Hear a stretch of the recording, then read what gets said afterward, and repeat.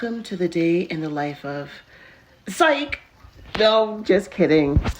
I just needed a space of my own to navigate this new normal. So, this is me using social media as a way to navigate my grief journey after losing my mom earlier this year.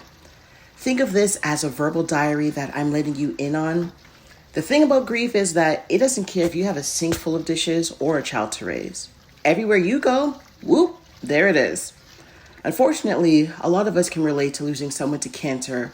And while the topic of death can be sad, overwhelming, all-consuming, sometimes there are breaks in the grief that remind us of the good times, of the best times. And we can use those lessons and examples of how to move through the grief process as opposed to having to push it away. I mean, hey, when you lose someone that you love, you never get over it. But it is your responsibility to live with it because life does move on for us and we can take their memory and move forward.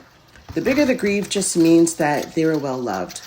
Now that several months have passed, I can look at pictures of her without welling up, but listening to her voice notes, oh, hell no, that sends you right back to day one of mourning.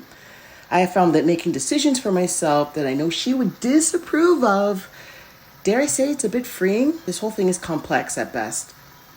Side note, washing these little sandwich baggies, annoying to clean, no? No? Just me? I remember seeing mom wash these and reusing them over and over again, and here I am doing the same thing. So join me, and we'll navigate this new normal with humor and with honesty and whatever else life has in store for us. But you know what? We'll be doing it together. Say you'll join me? I'd love to hear from you in the comments, and you can share your story of who you're grieving and how you're navigating it, and how best I can show up for you. I'm not going to pretend that I have all the answers, but I'll let you in on some tips on what I've used to help me through this process, and hopefully it can help you too.